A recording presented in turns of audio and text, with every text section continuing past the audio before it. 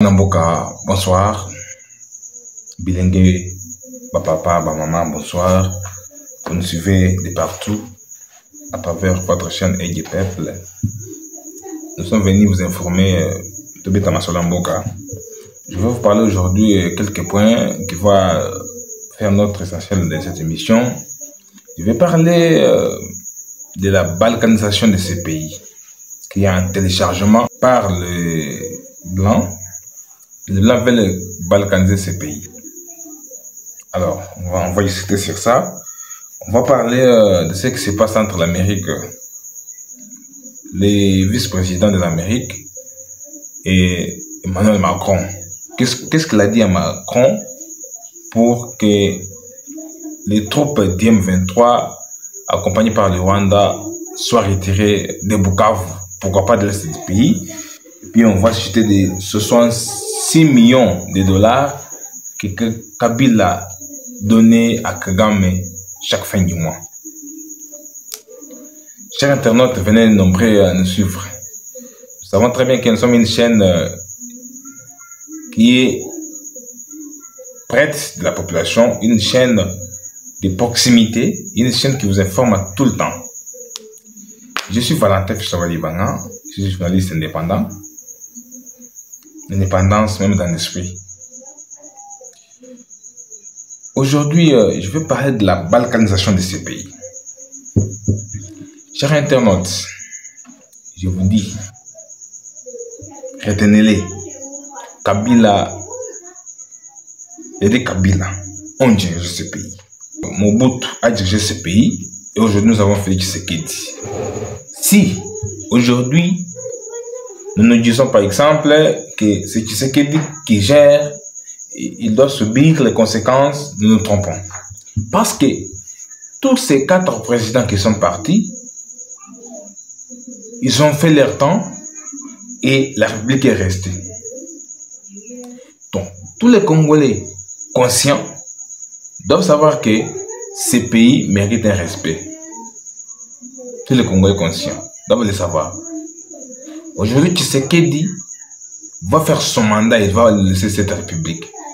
Et si nous, aujourd'hui, nous disons que parce que Botala Molobawana, Asia Bébé Simboka, donc nous nous trompons. Vous vous trompez, mes chers téléspectateurs. La balkanisation de ces pays est un téléchargement. L'Union européenne a vu ceci. Ces pays, donc Moïse, lorsque Dieu a créé la terre, il avait jeté toutes les richesses en RDC. Et aujourd'hui, les Blancs se demandent pourquoi les Noirs, les Nègres ici, prennent ces pays. Pourquoi les Noirs doivent diriger ces pays. Pourquoi ces Congolais doivent s'enrichir avec ces pays? Alors, qu'est-ce qu'ils ont fait? Ils ont créé une milice, une rébellion. Une rébellion à l'est de la République pour qu'ils viennent piller. Parce qu'aujourd'hui, tout ce qu'on fait dans ce monde, c'est à travers la RDC. Aujourd'hui, nous avons des téléphones portables, nous avons des ordinateurs, nous avons des véhicules, nous avons des armes. Toutes les matières premières proviennent de ces pays RDC. Alors, qu'est-ce que les Blancs disent?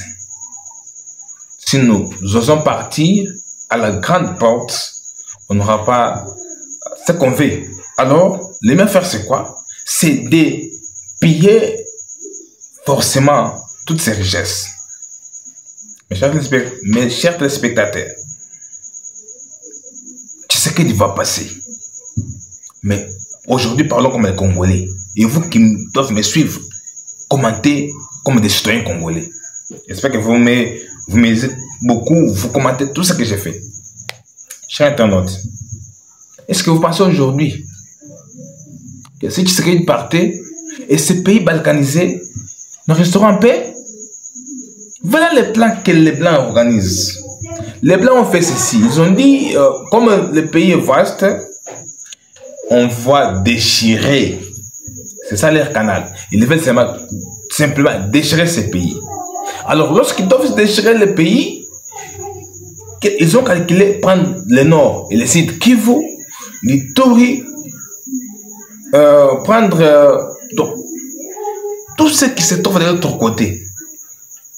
Mes amis, mes téléspectateurs, toutes les richesses de ces pays se trouvent à l'est du pays. Et si aujourd'hui, nous nous disons que non, tout est que la Tshisekedi Bilokowana, abondé Moko. Non, nous nous trompons. Tshisekedi va passer et ce pays va rester en guerre. Si nous ne sommes pas intelligents. Aujourd'hui, les plans là de balkaniser ce pays est venu.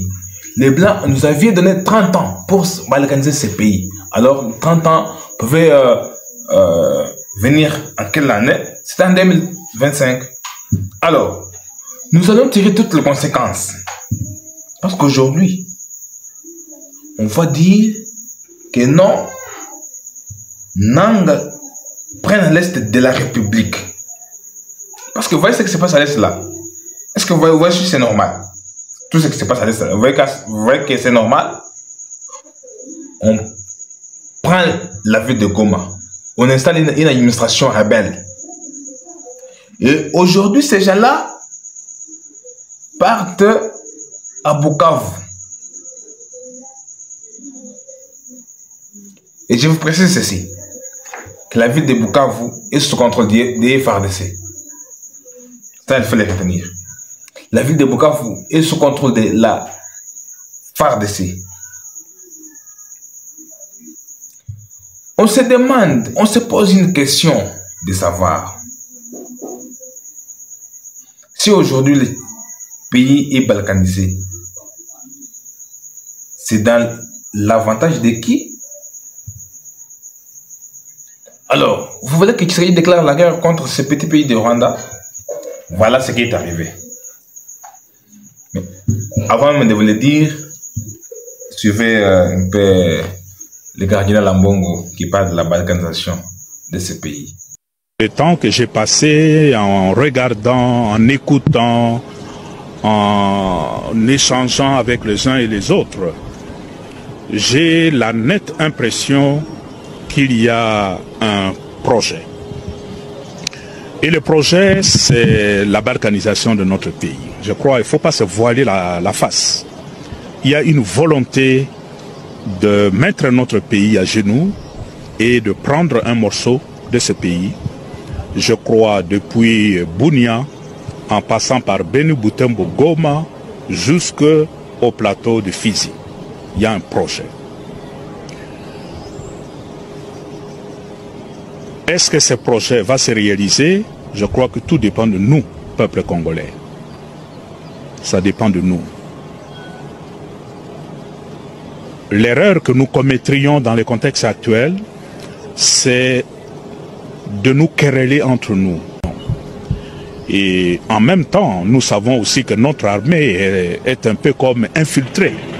Il faut mettre de l'ordre aussi dans cette armée pour que la population puisse s'identifier à l'armée. Autrement, il y a une sorte de manque de confiance entre d'un côté la population et son armée, et ça c'est dangereux. Voilà, vous avez suivi Ambongo, le cardinal. Vous l'avez suivi. Voilà ces plans-là. Voilà ces schémas pour la balkanisation de ces pays. Et les Congolais conscients sont derrière la rébellion. Hein? Si vous pensez que si aujourd'hui ce pays est balkanisé, on vous donne de la chance? Non. Le Soudan est balkanisé. Aujourd'hui, nous avons deux Soudans. Vous savez les conséquences? Vous savez les conséquences?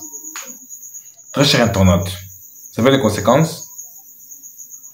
Voilà ce qui est arrivé. Vous savez pourquoi j'ai toujours dit que Félix Tshisekedi est un diplomate? Félix Tshisekedi, c'est un vrai diplomate. Félix Tshisekedi dit ceci: si je déclare la guerre, mon armée est infiltrée. Parce que jusque-là, l'armée congolaise est t'infiltrer jusqu'à la moelle épinière. Là, je vous le rappelle tous les jours que je viens devant de vous pour vous dire que notre armée est infiltrée par les mixages et brassages. Là, ça, vous le connaissez très bien. Le pays avait connu des mixages et brassages en 2010, 2011, 2012 avec Joseph Kabila. Ça, ce n'est pas à mentir. Ça reste dans l'histoire pour dire même à nos enfants que lorsque Kabila avait dirigé ce pays, il y avait mixage et brassage. Si aujourd'hui, Tshisekedi aussi a accepté ça, Tshisekedi ne doit plus perdre. Ceux qui doivent perdre, c'est nous les Congolais. Parce que nous allons rester dans des difficultés après le départ de Tshisekedi. Tshisekedi dit ceci. Les petits pays de Rwanda ici ne peuvent pas me faire peur. Mais il y a les gens derrière ces pays. Vous savez, lorsque Jésus-Christ partait avec ses disciples sur la mer, il y a eu des vents, un grand vent qui cherchait à faire couler les pirogues qui transportaient Jésus-Christ. Alors, lorsque ses disciples l'ont dit, Rabbi, réveillez-vous, nous risquons de tomber. Lorsque Jésus s'est réveillé, qu'est-ce qu'il a dit? Jésus dit ceci. Toi, le vent, stop. Jésus n'a pas commencé par dire enlever l'eau qui est dans la pirogue. Mais il a dit, toi, le vent, stop. C'est-à-dire quoi? Tshisekedi ne veut pas encore discuter avec les petits gagamés. Tshisekedi veut maintenant discuter avec les vents. C'est le vent qui fasse que l'eau entre dans la pirogue. Donc, c'est l'Occident qui veut que Kagame soit propulsé, que Kagame soit connu comme un président puissant, comme un président dictateur. Mais lui est comme une eau, mais il y a le vent qui vient quelque part.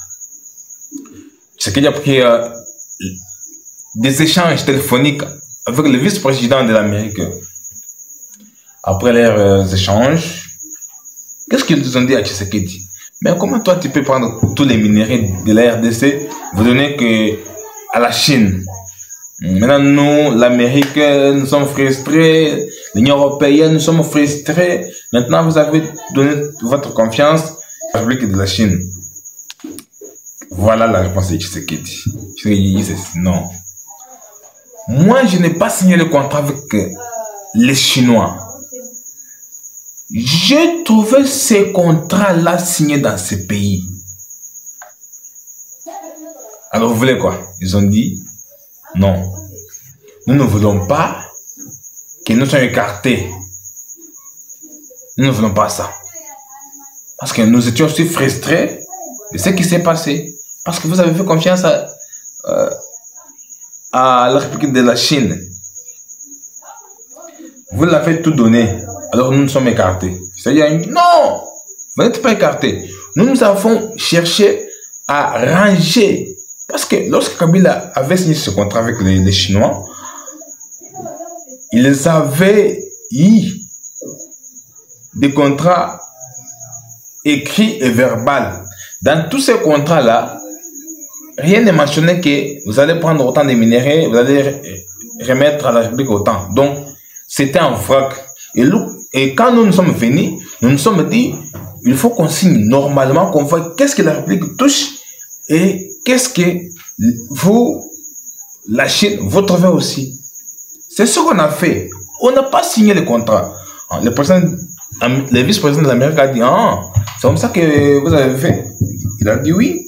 Ça, c'est le président qui dit ça. Il a dit oui. C'est comme ça. Maintenant, vous pouvez aussi venir. Il a autorisé à l'Amérique de venir. Il a autorisé à l'Union européenne de venir. Mais il a dit, je ne vais pas encore voir les petits rebelles là dans mon pays. Directement, le vice-président de l'Amérique a pris appelé Macron. Il a appelé Macron Bintou Keïta. Il était là, l'homme des droits de l'homme. Il était là. Donc, il a appelé les dirigeants mondiaux. Il a appelé lorsqu'ils sont venus, il a dit ceci. Toi, Macron, dès maintenant, parce que vous nous disiez que non, Tshisekedi a signé des contrats, il a donné la chance à la Chine et il nous a laissé. Mais voilà ce que nous avons. Nous sommes dit avec Tshisekedi. Dès maintenant, dès qu'on parle avec vous, à la fin de cette rencontre, ordonne au M23 de quitter Bukavu. C'est pas ce que Macron nous trompe sur son titre que non, après notre échange avec Tshisekedi, j'ai décidé de... Non. Hein? Macron, tu prends les Congolais comme tes enfants?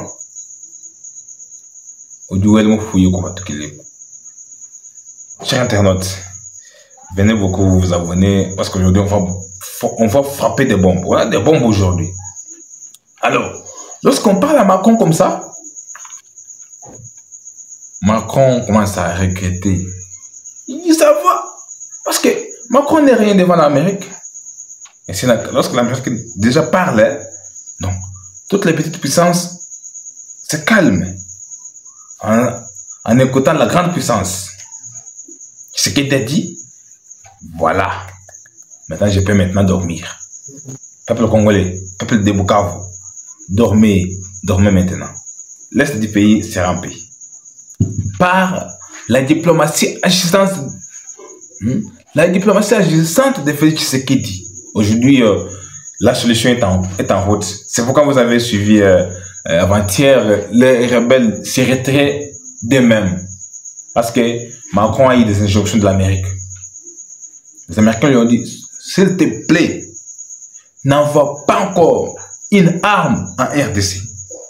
Au Rwanda plutôt. N'envoie pas encore une aide militaire au Rwanda. Tu es suivi? Tu es suivi? Macron dit oui. Je suis suivi. Et je vous dis, c'est qu'il y a cette émission. Dès que ces rebelles-là quittent l'Est du pays, et les gens de l'Est doivent dormir en paix. La deuxième mission que Tshisekedi aura, c'est de réorganiser l'armée. C'est ça ce qu'on a dit. Il faut organiser ton armée là. Parce que tu n'as pas une armée qui peut faire face. Alors, les Allemands ont dit, ça va comme Tshisekedi a dit, qu'on vienne aussi prendre les minéraux. Nous venons, les Européens ont dit, nous venons, l'Amérique, nous venons aussi pour récupérer les minéraux. Donc, nous disons sincèrement félicitations au président de la République, Félix Tshisekedi, pour cette diplomatie agissante. Pour cette diplomatie agissante. Donc, tous les plans macabres, Tshisekedi a dit non. Moi, je ne vois pas de l'eau, moi, je vois les vents. Je vais attaquer les vents pour que la solution soit trouvée. Parce que si on stoppe les vents, et l'eau ne pourra plus encore entrer dans la pirogue. Donc, dès qu'on calme de l'autre côté, on laisse l'eau dans la pirogue, donc on pourra les faire sortir sans faire trop de commentaires. C'est ça ce qui est. Voilà. Il faut les retenir, chers téléspectateurs. Il faut dire que Macron, c'est celui qui nous fait la guerre à l'est du pays. Heureusement, il a déjà eu des injonctions de la grande puissance qui est États-Unis d'Amérique. Bientôt, la paix sera trouvée à l'est du pays. Chers gomatriciens, chers kivusiens, soyez patients. Vous savez que cette guerre est injuste, nous imposée par le Rwanda. Et Dieu d'Israël va agir. Le sang qui a coulé à Goma, plus de 3000 personnes tuées, le sang va crier. Ce sont 6 millions que Kagame recevait pour l'effort de guerre qui avait abouti à la chute de Mobutu. Ce sont 6 millions de dollars américains à chaque mois. Kabila donnait ça au Rwanda. Là, ce que Dieu est venu, il a dit, niet, stop. Donc, tout est stoppé. Ce qu'il a dit, stop. Tout est stoppé maintenant. C'est pour vous voyez Kagame en train de trembler. Kagame tremble. Parce que bientôt là, lorsqu'on ferme définitivement cette frontière, lorsque les vents s'arrêtera d'un moment à l'autre. Il y aura des graissements des dents au Rwanda. Parce que, même demain, je vais venir avec une autre information sur l'histoire du Congo. À l'époque de l'EIC, ce qui était au Rwanda. Je vais vous expliquer ça demain. Parce qu'aujourd'hui, lundi, on était concentré pour vous donner les informations qui venaient à la source. Nous savons très bien que cette guerre a commencé avec Kabila, le père, pour finir aujourd'hui avec Tshisekedi. C'est Tshisekedi qui va faire finir cette guerre.